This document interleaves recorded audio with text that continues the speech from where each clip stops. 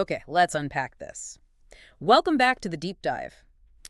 Today, we are going so much further than just, buying a house. Oh, absolutely. Forget what you see on Zillow or your local listings app. The second you sign that contract, you're not just buying property. You are stepping into this whole legal and financial ecosystem. hmm It's all about structures, rules, these hidden liabilities, and these regulatory timelines that can absolutely make or break your investment. Exactly. So whether you're thinking about that perfect high-rise condo, maybe considering an income property, or you're dreaming of a cottage out on a lake with its own well and septic system, Right.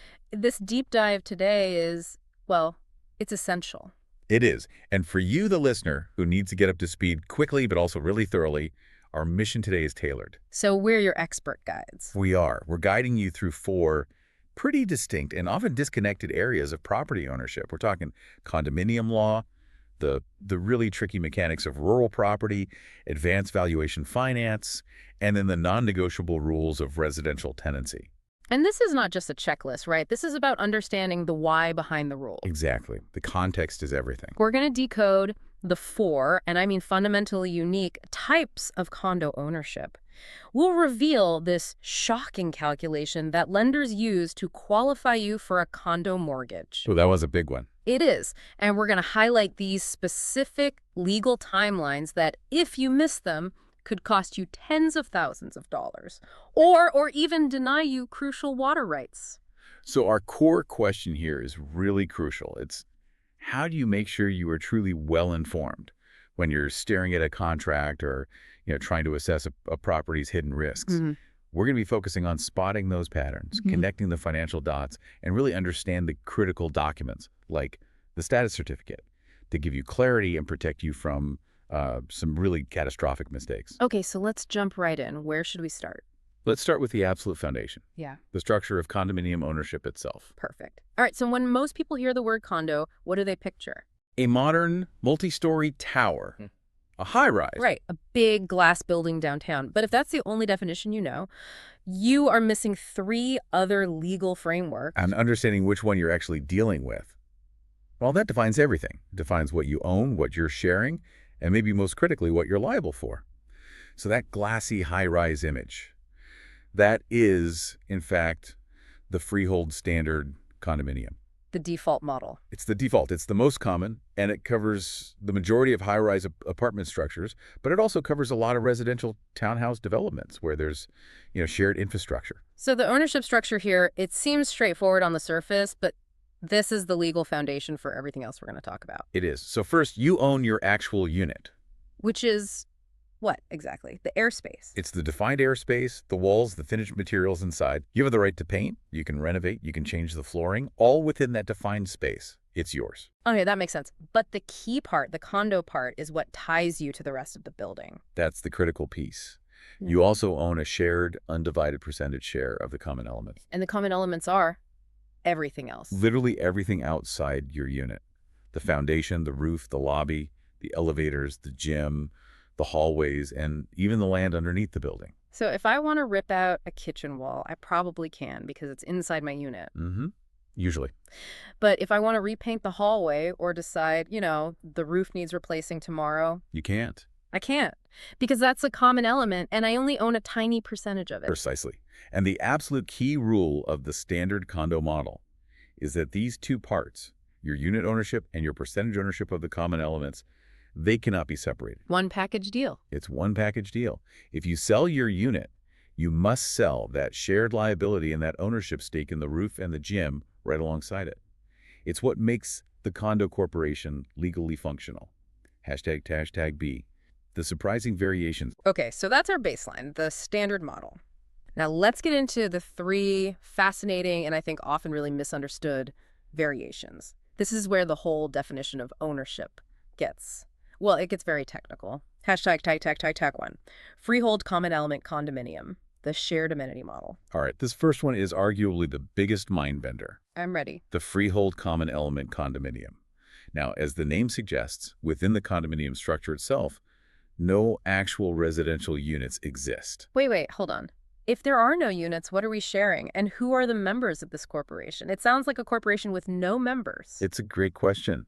The members are the owners of separate nearby freehold properties. So regular houses on their own lots It- and land. exactly. These houses are completely external to the condo structure itself. The corporation is only formed to cover the management and the maintenance of the common elements. So what kind of common elements are we talking about? Think of it as a private, high-end, or infrastructure-heavy neighborhood association. It could be an amenity, like a private golf course, or a piece of infrastructure that benefits all of those neighboring homes. Can you give me a real-world scenario? Why would a developer choose this model over just, a regular neighborhood association? Okay, a very common example. Imagine a new suburban community. All houses are fully detached, but they all rely on one huge, expensive piece of shared infrastructure, Like what? like a private network of sewage pipes, or maybe a fancy gated entrance and several private roads that the city won't maintain. The corporation is created to legally guarantee and enforce mandatory payment for the upkeep of that infrastructure. Ah, I see. So it's about enforcement, and that must be where this crucial legal term comes in, POTL, That's the link, parcel of tideland. parcel of tideland. Each owner must possess a separate freehold property, your house and your lot, and that property is legally and permanently tied to the common element condominium. The POTL is your house. So you can't sell your house without also transferring the liability and the right to use that shared amenity. You can't, it's tied land. It guarantees that those maintenance costs for the common area can always be collected and, more importantly, enforced through the legal structure of the condo corporation. Hashtag tag to freehold vacant land condominium. Okay, moving on. Next up is the freehold vacant land condominium. That sounds like a complete oxymoron. Most people associate condo with density, with a finished building. I know, it sounds strange, but it's actually a really powerful mechanism that developers use to manage infrastructure and future liability in new subdivisions. How does it work? The core concept is when you buy this type of condo, you are literally buying a defined piece of land, a lot. It's vacant. And I, the buyer, am then responsible for building the house on top of it. Correct. You build your own home. So where does the condominium part come in? What's being shared? The shared infrastructure. So while you own your specific lot and the house that you build on it, all the owners collectively share the liability and the ongoing maintenance costs for things like the main entryway, any common parks or recreational facilities. And the big one, I'm guessing, is the roads. The roads and the stormwater management systems leading into the subdivision, those are expensive to maintain. I get it now. It's a mechanism to manage all that infrastructure after the building phase is done. It gives the developer control over standards, and it ensures that once the community is finished, the upkeep of those expensive shared elements is mandatory and enforceable among all the owners. Exactly. It prevents the classic problem of roads falling into disrepair in a private subdivision. Hashtag 3, leasehold condominium. All right, number 4. The leasehold condominium, and this one, you said, introduces the most significant financial twist of all. It does, because it changes the fundamental nature of ownership. Mm. In a leasehold condo, you do not own the land underneath the structure. Okay, so I own the unit, the airspace, maybe the building structure itself, but the ground it's sitting on is leased. It's leased, often from a large institution like a university or a hospital or a government entity, and it's for a specified long-term period, usually something like 40 to 99 years. So what's the upside? Why would anyone choose this? The primary advantage, and it's a big one for initial buyers, is a significantly lower initial purchase price. Ah, because you're not paying for the land. Exactly. The What? land is often the most expensive component of the cost, so excluding it from the sale makes the unit seem much more affordable upfront. But, and there's always a but, the critique here is that you pay for that lack of ownership over time. Absolutely. The financial reality of leasehold condo is that a portion of your regular monthly maintenance fee is dedicated to paying the landowner rent.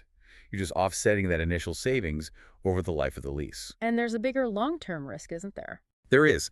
As that lease term dwindles down, let's say drops below 30 years, the market desirability and, consequently, the resale value of your unit can just plummet. Lenders must hate that. They get very reluctant to finance properties with short remaining lease terms. It creates a serious long-term financial risk that standard condo owners just never have to face.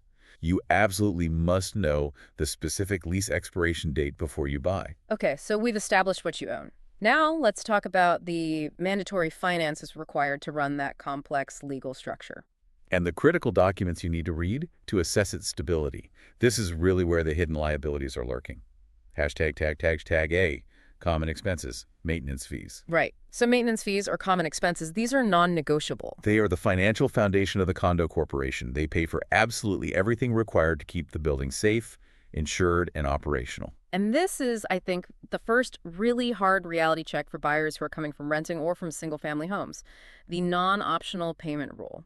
You must pay these fees. It doesn't matter if you have a dispute with the board of directors. It doesn't matter if you never step foot in the gym or use the party room. You have to pay. The law gives the corporation immense power here, and for a good reason. These fees are funding critical services like liability insurance for the whole building, security, shared utilities. So if one owner decides to withhold their, say, $500 in fees because they don't like a director, They are jeopardizing the corporation's ability to pay the hydro bill for the entire complex. which can't be allowed to happen. It can't. The rule ensures mandatory compliance from everyone. Okay, so let's drill down. What exactly do these fees cover? Our sources say the scope is pretty broad. It is.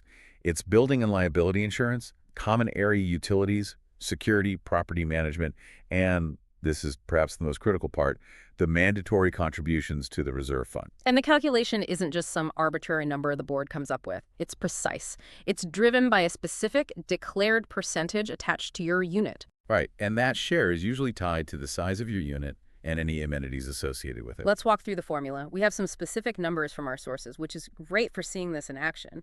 The formula is annual budget X units percentage share at 12. Okay, so let's say the entire corporation's budget for the year is, well, it's a big number. Let's say $5,463,000. Wow. Okay. And your specific unit, as it's defined in the corporation's legal declaration, has a percentage share of 0.0972%. So we take that huge budget, multiply it by my tiny share, which is 0.0972%, and that gives me $5,309.80. That's my total annual contribution. Correct. And you divide that by 12 months. And I get $442.50 per month. Okay, so it's not arbitrary at all. It's a very specific mathematical slice of the total operational expense. Which is why the transparency you get from the status certificate is so incredibly vital. Okay, the status certificate. You've mentioned it a couple of times. Let's define it. The status certificate is the formal health report of the condo corporation. For any potential buyer, this document is a comprehensive risk assessment. It reveals financial vulnerabilities, pending legal action, everything. It's the moment of truth. It really is. So what specific dangers can it expose? You get the last 2 years of audited financial statements, the current operating budget, all the existing bylaws and rules, crucial insurance details. You'll find out if the corporation is involved in any significant litigation. Like suing the builder for defects. Exactly. A massive construction defect lawsuit would be in there. Or if there are any current owners who are way behind on their fees. But most importantly, it gives you the detailed status of the reserve fund and reveals any imminent or planned special assessments. This document is so important that the law has built in some really stringent requirements for its delivery. We should focus on this critical timeline rule. Yes, the corporation is legally obligated to provide the status certificate to whoever requests it within 10 calendar days of that request. 10 days, not business days, calendar days. Calendar days. And what's more, they can't charge an exorbitant fee for this crucial information. The maximum cost is capped at $100. And here is where the power dynamic can really shift. This is why that timeline is such a crucial negotiation tool. If the corporation blows that 10-day deadline, the law protects the buyer through what's essentially a legal fiction. What do you mean by that? They are deemed to have certified that everything is financially sound from the perspective of the current owner of that unit. Deemed. So the law just assumes it's true. Yes. Specifically, they are legally deemed to have stated 3 things: that there are no common expense defaults by the current owner, that there have been no fee increases since the date of the current budget, and, this is the most reassuring one for a buyer, that there are no existing or planned special assessments. Wow. So if they're lazy and it takes them 15 days to get me the certificate, and in that time my lawyer finds out there was a $10,000 special assessment voted on the day before it was finally delivered, the corporation would be legally blocked from enforcing that against you. that's incredible leverage. It is. It's based on that deemed statement. It forces the corporation to act quickly and accurately. Which leads us directly to the buyer's mandatory defense mechanism. the conditional clause in your purchase offer. You absolutely must have this. The source stresses the wording. Conditional upon buyer and buyer's lawyer reviewing status certificate satisfactory in their sole and absolute discretion. Sole and absolute discretion. I love that phrasing. It gives the buyer the ultimate out. If the financial statements look shaky, if that lawsuit is massive, or if a special assessment is already looming, that clause allows the buyer to just terminate the agreement, no penalty. It turns the status certificate from a piece of paper into an active veto power. #CC way. The reserve fund and special assessments. Let's dig a bit deeper into the reserve fund because you mentioned it's a huge indicator of whether a corporation is well managed or, courting disaster. It's probably the single biggest indicator. The reserve fund is a mandated savings account. It's held in trust, and it's solely for the purpose of major capital repairs and replacements. So this isn't for day-to-day stuff like replacing a light bulb in the hallway. No, absolutely not. We're talking about the huge, infrequent, and very expensive costs. Like replacing the elevators. Elevator replacement, a complete re-roofing project, or major structural concrete work in the underground parking garage. The big-ticket items. So how do they know how much to save? Is it just a guess? Not at all. To ensure the fund is adequate, the law requires a reserve fund study to be done every 3 years. 3 years. That's frequent. It has to be.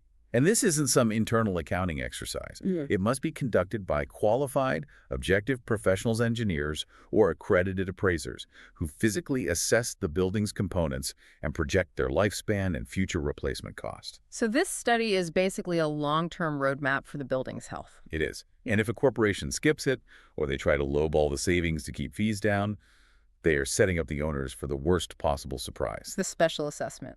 That's the danger of a shortfall. If a critical failure happens, say the roof must be replaced tomorrow and the cost is $1 million, but the reserve fund only has $300,000 saved up. You have a $700,000 shortfall. And the board has the immediate power to levy a special assessment.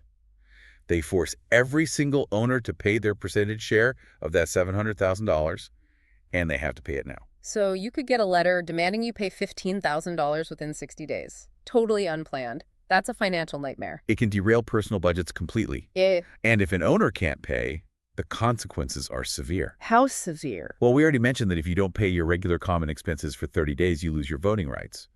But if you fail to pay that special assessment within 90 days, 90 days, okay. the corporation can and will move to register a lien on your unit. Let's be perfectly clear about what that means. You're saying the condo corporation can put a lien on my property that acts like a second mortgage, and they can force the sale of my home to get their money. That is precisely the power they possess.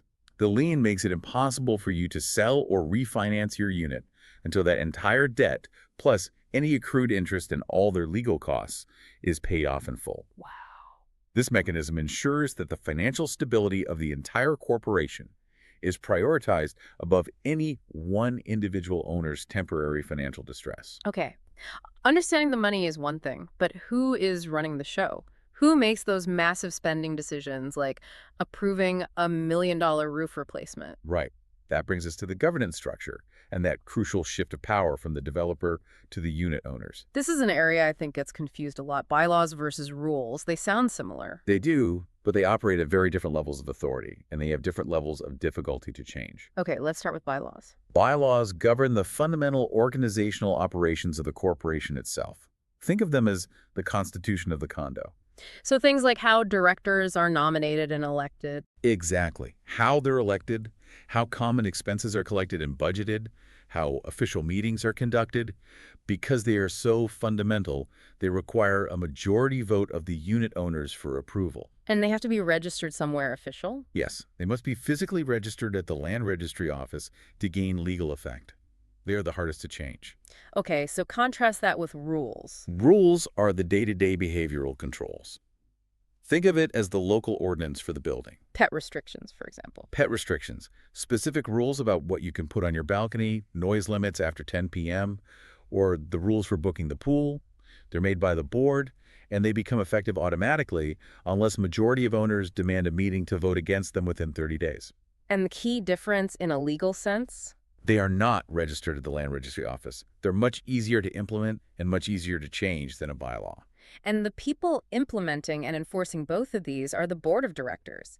It's important to know who can actually hold this powerful role. The qualifications are explicit.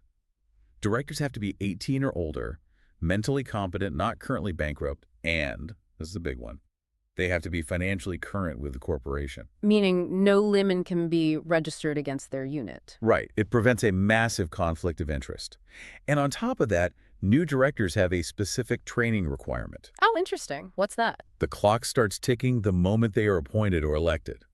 They must complete the mandatory CAO, that's a Condominium Authority of Ontario training, within 6 months. So it ensures they actually understand their statutory duties? It tries to, yes. Hashtag B, the turnover meeting. All right, so in a brand new condo development, the first board is appointed entirely by the builder, the declarant. Mm-hmm. They run the building while it's filling up with owners. But there's a specific statutory moment when control legally has to shift to the actual unit owners, and that's called the turnover meeting. This meeting is the symbolic and legal transfer of power. It's the first time that owners get a real chance to elect directors who represent their long-term interests, not the declarant's short-term interests. And the trigger for this meeting is very specific. It's not arbitrary. Not at all. It is triggered when 20% of the units have been sold and occupied or are 90 days after the first unit was sold. Whichever of those two timelines is later. Yes, and that later part is key. It prevents the builder from holding the meeting way too early when there are hardly any owners living in the building to participate. So what happens at the meeting? What's the outcome that shifts the power? The outcome is designed specifically to dilute the builder's power. At the turnover meeting, the unit owners gain the right to elect 2 more directors to the board. Ah, so since the original board would have had, say, 3 builder-appointed members. Right, a minimum of 3. Suddenly adding 2 owner-elected directors creates a 5-person board where the owners have a real voice. It fundamentally shifts the balance of power. It forces the builder's representatives to now have to compromise or face organized opposition from the unit owners. This is the very first opportunity for the owners to really start taking charge of their investment. Hashtag C, new condominiums and Tyrion warranty. Let's talk about buying a brand new pre-construction condo. This is a whole different ballgame. It's heavily regulated by disclosure rules and consumer protection, mainly through the Tyrion warranty system. It is. And the most foundational document in this process is the disclosure statement. The builder is legally required to give this to every single buyer, right? They must. And it has to be incredibly detailed. It includes the projected first-year budget, the specific rules, all the promised features, and those all-important firm occupancy dates. And this document is what triggers the famous 10-day cooling-off period. That's right. That 10-day clock starts ticking from the later of 2 events, either the day you sign the purchase agreement or the day you physically receive that disclosure statement. That 10-day window is so essential. It gives you a chance to have a lawyer review everything before you're locked in. But what happens if, say, 6 months later, the builder decides they can't afford the infinity pool they promised and they want to substitute it with a smaller gym? That's where the material change provision kicks in. If the builder makes any significant change to the information that was in that disclosure, a change that would reasonably affect a buyer's decision to buy, A new clock starts. a new W10-day cooling-off period is triggered.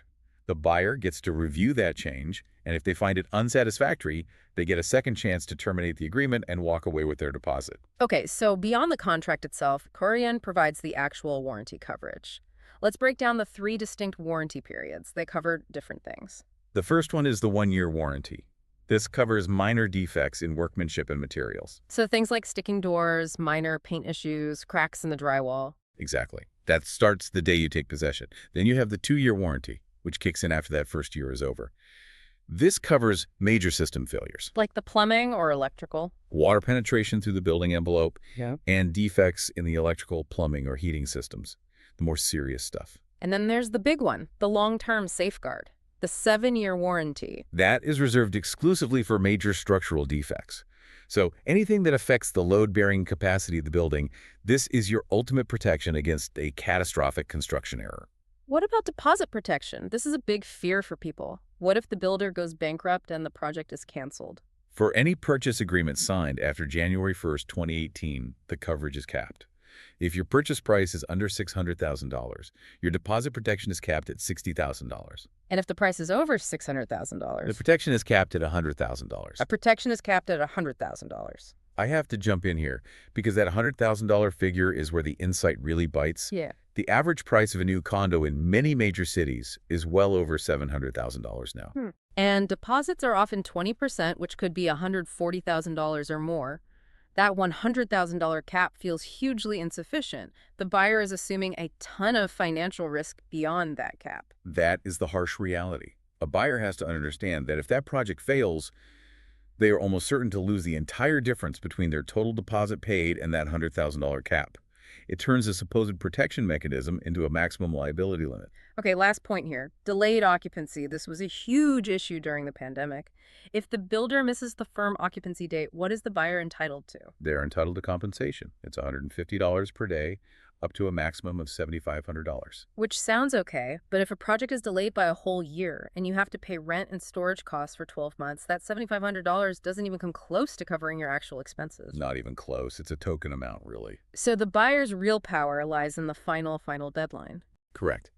If the builder misses the statutory outside occupancy date, that's the drop-dead date, the buyer then gains the right to cancel the agreement entirely and receive a full guaranteed refund of their deposit and all associated payments. That date is the buyer's ultimate recourse. Okay, let's transition now. We're moving from the legal rules of ownership to the raw finance of purchasing and valuing property. And we have to start with the lender's perspective because it involves some critical and frankly counterintuitive financial formulas. Hashtag A, the critical GDS ratio for condos. Right. So when you apply for a mortgage, the lender isn't just looking at your credit score. They are rigorously determining your affordability. And the main tool for this is the gross debt service ratio, or GDS. This ratio calculates your total annual housing costs, so principal, interest, and taxes as a percentage of your total annual gross income. And lenders generally want to see this percentage below a certain threshold, usually around 32 to 39%, to make sure you can absorb any unexpected costs. Okay, that formula is standard. But here is the major exception that applies only to condo purchases. This confuses a lot of first-time buyers. It does, and here's where it gets really interesting. I'm listening. When calculating the GDS for a condo, lenders do not factor in 100% of the annual condo maintenance fee. They only use 50% of the annual condo fee. 50%. Only half. Why? That seems generous. The rationale behind it is a practical assumption. Lenders assume that roughly half of your mandatory condo fees are already paying for services that you would otherwise have to pay for if you owned a single-family home. Like what, for example? Things like common area water, shared building insurance, which reduces your need for a huge individual policy, maybe heat for some shared facilities. So by only counting half, the lender is effectively giving the borrower a financial break. It helps more condo buyers qualify for a mortgage than if they use the full fee amount. It significantly increases the borrower's calculated capacity to carry debt, which is a huge factor in high-cost housing markets. Okay, let's solidify this. Let's walk through the exact formula and the numbers from our materials. So the GDS ratio formula is annual PI plus taxes plus 50% condo fee, annual gross income x 100. Right. Let's assume a borrower with an annual gross income of $68,000. Their annual mortgage principal and interest, or PI payments, add up to $10,525.44. Okay. Property taxes are $3,800 annually, and the full annual condo fee is $6,600. That's $550 a month. So first step is to apply the rule. We take 50% of that $6,600 fee, which is $3,300. Correct. Now we just sum up the top part of the fraction. $10,525 for 44 cents for PI, plus $3,800 for taxes, plus the $3,300 for 50% of the fee. Okay, that total annual housing cost is $17,625.24. We divide that by the $68,000 annual income and multiply by 100. And the result is 25.92%. Which is well within standard lending limits. That shows just how essential that 50% rule is for condo buyers trying to qualify. Hashtag P income approach valuation. All right, shifting gears a little. Let's look at how you value a property based not on what the house next door sold for, but on the income it generates.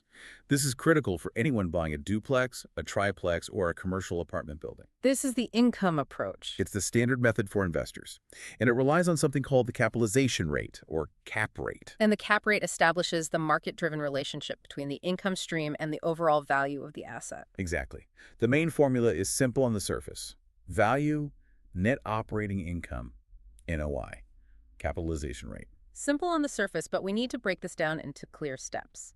Step 1 is calculating the property's net operating income, which is the key measure of its efficiency. Right. So to find the NOI, we first have to calculate the effective gross income, or EGI. And EGI is? EGI is the gross potential income. Yeah. So, what the property would earn if every single unit was rented at full market rates, 100% of the time, minus an allowance for expected vacancy and bad debt loss. Okay, so once we have EGI, how do we get to NOI? We subtract all the reasonable operating expenses, property management fees, insurance, repairs, utilities, taxes, everything it costs to run the building. That gets you to the NOI. And it's critical to note what we don't subtract. Right. Absolutely critical. We do not subtract mortgage payments or income taxes. NOI represents the property's raw performance before any financing. Okay, so that's step one. Step two is finding the crucial denominator, the capitalization rate. And this doesn't come from the property we're looking at, it comes from the market around it. Correct. The cap rate is determined by analyzing recent comparable sales of similar inquiry properties in the area. You take the known NOI of a comparable property, you divide it by its confirmed sale price, and you multiply by 100. So the cap rate is essentially the market's expected rate of return for that specific type of property in that location. It's the market's verdict on risk and return. And finally, we apply that cap rate to our own subject property's NOI to derive its value. Let's use the calculation from the source. Okay, so let's say our subject property has an effective gross income, an EGI, of $550,000, and its operating expenses are $326,500. So the NOI is $550,000 minus $326,500, which gives us $223,500. Perfect. Now, let's say our analysis of comparable sales shows that the market cap rate for this type of building is 11.5%, or 0.115. So the final calculation is $223,500 NOI divided by 0.115 cap rate. Which gives us an estimated property value of $1,943,478. This method lets sophisticated investors compare very different properties side by side, based purely on their financial efficiency. The gym is much simpler. You just take the sale price of a comparable property and divide it by its effective gross income. You then apply that multiplier to your subject property's EGI to estimate its value. But the critique noted it's significantly less accurate. Why is that? Because it completely ignores operating expenses. It's a fatal flaw. Give me an example. Imagine property A and property B both bring in $200,000 in EGI. Jim sees them as equal. But property A is brand new and only costs $40,000 a year to run. It has a high NOI. Right. Property B is 100 years old, has high taxes, massive utility bills, and costs $120,000 a year to run. It has a very low NOI. Jim treats them identically because it only looks at the top line rent. But the cap rate, by focusing on NOI, would correctly identify property A as the much more valuable asset. Jim is a fast metric, but it's unreliable for serious investment decisions because it completely misses the cost of managing the income. Okay, we've been focused on shared walls and shared accounts. Let's now look at properties where you are responsible for the entire infrastructure, the septic system, the dirt beneath your feet. This pivot introduces a whole new set of physical and regulatory challenges. When you leave the municipal water and sewer grid, the buyer assumes all the liability for their own water source and their own waste disposal. Right. And a basic understanding of these systems is just critical for due diligence. Okay, starting with water sources. We have three main types of wells, and each one has a different risk profile. Right, the first are dug or bored wells. These are shallow. They rely on water close to the surface, which means they are highly susceptible to contamination from surface runoff. Not ideal. Not ideal. Then you have grilled wells, which are the gold standard. They go hundreds of feet deep, drawing from protected aquifers. They are much, much safer. And the third type? Sandpoint wells. These are extremely shallow, driven only about 25 feet into the ground. They're only viable in areas with a very high water table and are mostly used for irrigation or seasonal water, not usually for year-round residential use. Regardless of the type, testing the water is paramount during a transaction. What are the absolute must-tests? You must test for specific bacterial indicators of contamination. First, coliform bacteria, which indicates general pollution has gotten into the water, and second, the more dangerous E. coli, which is the direct indicator of fecal contamination and poses an immediate health risk. And the testing process isn't just a quick, single sample, which I think is a common mistake people make. A huge mistake. To establish a reliable baseline, the source dictates you must take 3 separate samples spread out over a period of 1 to 3 weeks. Why so many? To account for potential intermittent contamination events, like after a heavy rainfall. A buyer should also review the original well record from the Ministry of Environment to know the well's depth, its flow rate, and its original construction date. Okay, let's move to waste. Most rural properties rely on a septic system. The workhorse here is the Class 4 system. That's the most common. It involves a tank to separate the solids and a leaching bed to filter the liquid effluent back into the soil. And maintenance is non-negotiable. Absolutely not. The tank needs to be pumped out every 3 to 5 years to prevent the solid sludge from entering and irreparably clogging the expensive leaching bed. And the size of the system is determined by what? Two main factors: the soil type, so how fast it drains, and the number of plumbing fixtures, specifically the number of kitchens and bathrooms in the house. And for safety, the Ontario Building Code dictates some very strict separation distances. Yes, this is an absolute rule. Yeah. The septic system must maintain a setback requirement of at least 1.5 meters, or 5 feet, of separation from the house structure itself. So if a previous owner built a deck or an addition that violates that minimum separation, It can render the entire property non-compliant, which is a nightmare for a new buyer. so the ultimate takeaway here is that the conditional clause in your purchase agreement has to cover three specific things for both systems. It has to cover the well's FLOW, the quantity of water, its quality, meaning no contamination, and that all the equipment and the required approval certificates are present and fully functional. #tag B road access and water rights. When you buy rural land, you often face issues around access and water that just don't exist in a city. Not at all. Like if a property uses a private road, that means the municipality does not maintain it. But my access is still protected, right? Yes, access for owners is protected by the Road Access Act. This is an important consumer protection rule. Your neighbors can't just arbitrarily block your access. So under what circumstances can a private road be legally closed? Only two. Either temporarily for maintenance for a maximum of 24 hours per year, and they have to give you prior notice, Okay. or by securing a formal court order. That's it. Now let's talk waterfront property. This is where the Shore Road Allowance, SRA, becomes a hidden landmine. What exactly is this allowance? It's a strip of land, historically set aside by the Crown for public access. It's exactly 66 feet wide, and it's measured from the high water mark of the adjacent lake or river. This strip technically belongs to the public. And it can exist in three different states, right? Right. It can be open, meaning it's a publicly used road or path. Mm-hmm. It can be unopened, which means it exists on the survey map but has never been developed or used. Or it can be closed, meaning the local government has legally sold the allowance to the adjacent private property owner. And here is the truly surprising bureaucratic rule that affects every single waterfront buyer. It involves riparian rights. Mm-hmm. These are the inherent rights you get with waterfront property. The right to access the water, fish, boat, and crucially, install a private dock. And this is the critical connection you absolutely have to remember.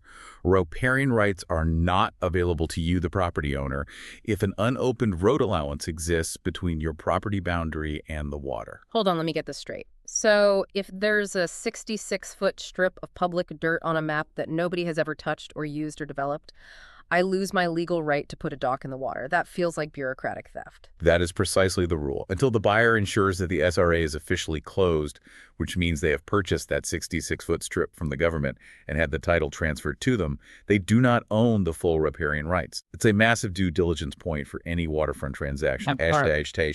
#C. Multi-unit residential, 2-4 units. Okay, shifting back to investment properties. Let's look at multi-unit residential buildings, say with 2 to 4 units. First, we need a clear legal definition of a self-contained unit. To be considered a legitimate, self-contained unit, it has to have 4 necessary features: a separate kitchen, a separate bathroom, designated sleeping areas, and an independent entrance or exit. So without all 4, it's not a standalone rental unit in the eyes of the law. Correct. And because these structures house multiple independent households, the safety regulations are significantly ramped up beyond a single-family home.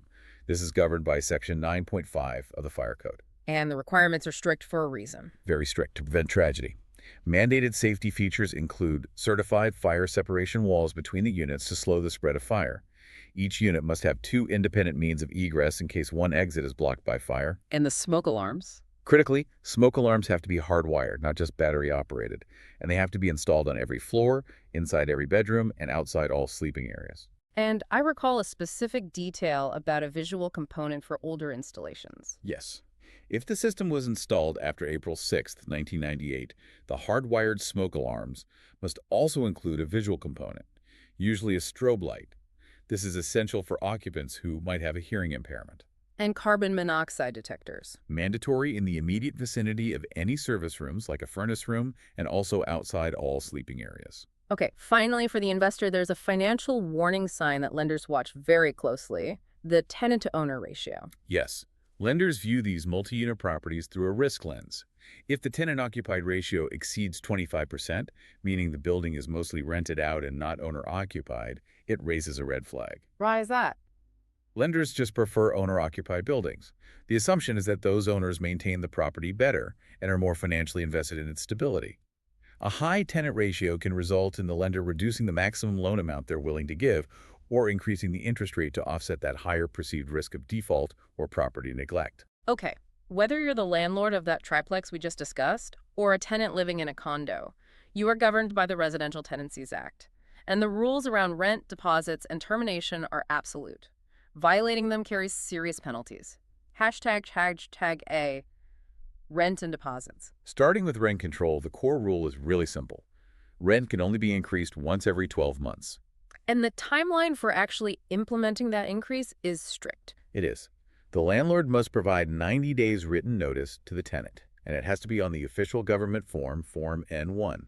If they miss the deadline for a January 1st hike, they've lost that window, and they have to wait until at least February 1st. And most of these annual increases are limited by the provincial rent increase guideline. But a landlord can apply for an above-guideline increase. They can, but they need approval from the Landlord and Tenant Board, the LTB. It's usually only granted for unexpected significant increases in property taxes or for major capital expenses or security upgrades that benefit all the tenants. And there's a limit on how much a capital expense can justify an increase, isn't there? There is. For capital expenses, the increase is capped at a maximum of 3% above the guideline, and it can only be applied for a maximum of 3 years. But this entire guideline structure has a massive exception. A huge one. For any units that were first occupied after November 15, 2018, they are legally considered new units, and the annual rent increase guideline simply does not apply to them. So their rent can increase arbitrarily. Subject only to market rates and that 12-month rule, yes. Okay, moving to deposits. The amount and how it can be used are heavily regulated. The absolute maximum deposit a landlord can collect is 1 month's rent. And this is crucial. That deposit must be applied specifically to the last rental period only.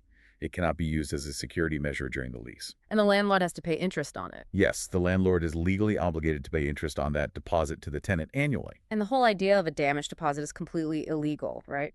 Totally illegal. Any request for a damage deposit or a key deposit beyond the actual cost of replacement or any kind of general security deposit is illegal under the RTA. The landlord's only recourse for damages is to go through the LTB after the tenant has moved out. Tag B, landlord entry rights. Landlords sometimes assume that because they own the property, they can just enter whenever they want. But the RTA makes it very clear that the tenant is entitled to quiet enjoyment, which limits the landlord's access rights dramatically. It does. The ability to enter without 24-hour notice is reserved for true emergencies or with the tenant's explicit consent. So a genuine emergency like a fire or a flood. Right, or if the tenant gives you explicit permission for a one-off visit, or the entry is for cleaning, but only if that cleaning was specifically laid out in a temporary lease agreement. So for all routine matters, the 24-hour written notice rule applies. Yes, and that notice has to clearly state the reason for the entry and the specific time, which must fall between 8 a.m. and 8 p.m. And this covers what? Standard repairs, necessary maintenance inspections, showing the unit to a prospective buyer or a mortgagee, or any other reasonable purpose. If the landlord shows up outside those hours or without proper notice, the tenant has the absolute right to refuse entry. #C, termination dynamics. Lease termination is often filled with legal pitfalls. The notice periods and any compensation requirements can vary dramatically depending on the reason for termination. Yes, and who is initiating it. When termination is initiated by the landlord for their own plans, specific notice periods apply. It's 60 days notice for the simple end of a monthly tenancy. What if it's for something bitter? It goes up to 120 days if the property is being demolished or undergoing such major renovations that it has to be vacant. Okay, what about the most common reason? The landlord or an immediate family member is moving in. The notice period for that is 60 days. But the law adds a critical financial consequence for the landlord. What's that? The landlord must pay the tenant 1 month's rent in compensation or offer the tenant another acceptable unit. This compensation is mandatory. It's to help the tenant cover moving costs and first month's rent at a new place. And there's a check on this to prevent abuse, right? There is, if the landlord or their family member fails to actually occupy the unit for at least 12 months after the tenant leaves, the tenant can sue them later for bad faith eviction. Okay, let's look at the crucial exception we identified earlier related to condos: termination upon sale. This is a tricky distinction. If a condo unit is sold and the buyer wants to occupy the unit themselves or have a family member move in, the original landlord can serve the 60 days notice using 4 and 12. And the key fact here, specific to a sale scenario, Is that no compensation is required for the tenant. wait, that seems inconsistent. Why is compensation required if the current landlord wants to move in, but not if they sell the unit and the new owner wants to move in? The law makes that distinction.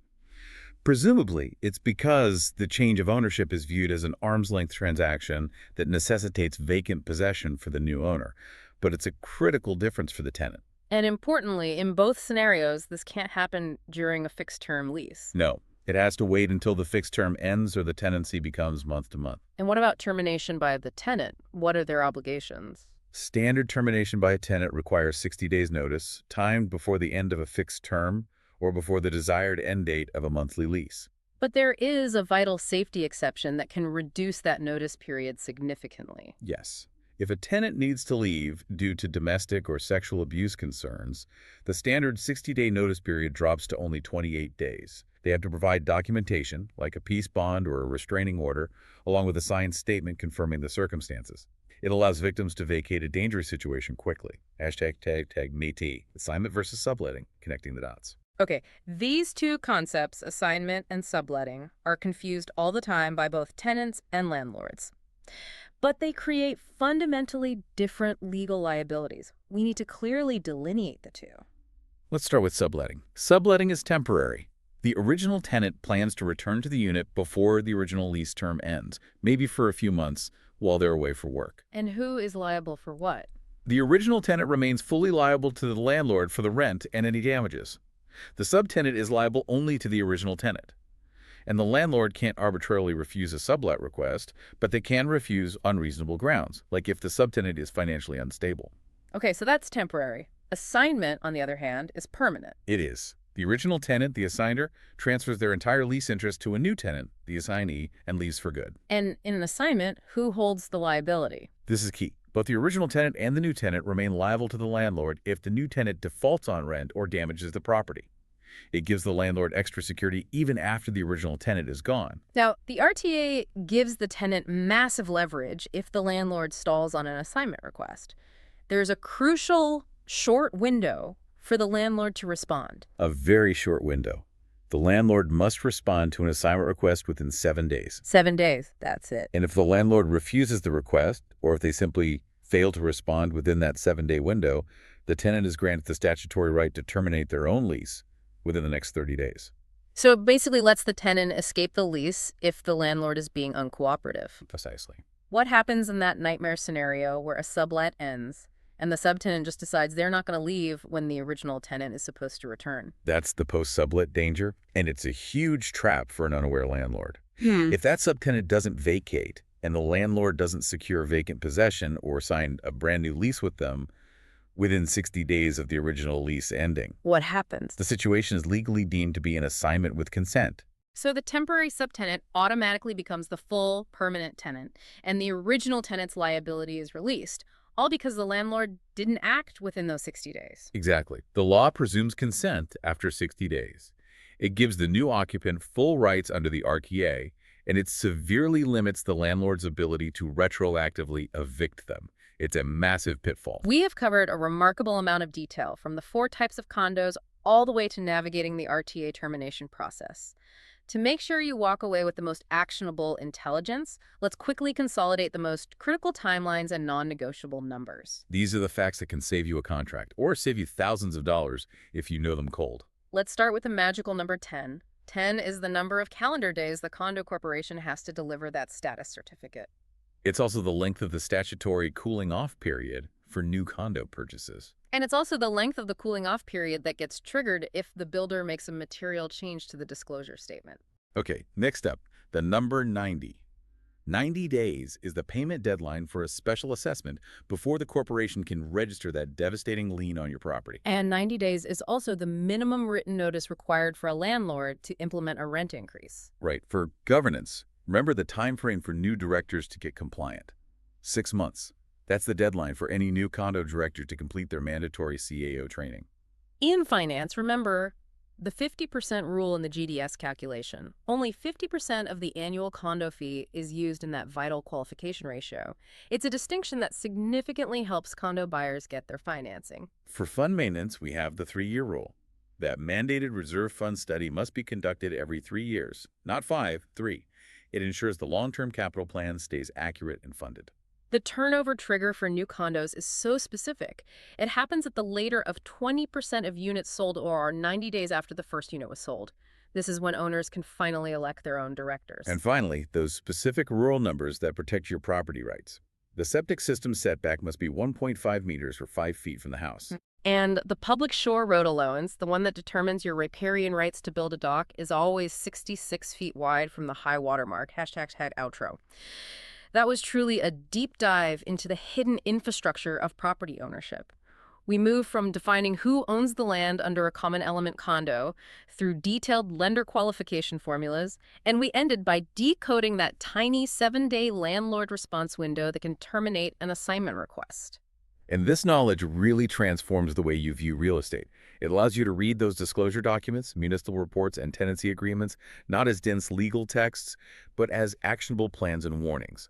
It equips you to spot the financial risks and understand every single critical timeline. Which brings us to our final provocative thought for you to explore on your own time. We discussed the maximum $100,000 Terran deposit protection for new construction, a safeguard that, as we noted, is often dramatically insufficient against a 20% deposit on today's high-priced condos. So, given the immense financial strain and the strict penalties on builders who miss occupancy dates, what larger risks might still remain for a condo buyer? Not just the potential loss of their unprotected deposit above that $100,000, but the severe legal entanglement and lost time that comes from relying on a construction contract that may ultimately never be fulfilled. Something for you to mull or explore on your own. Until next time, stay well informed.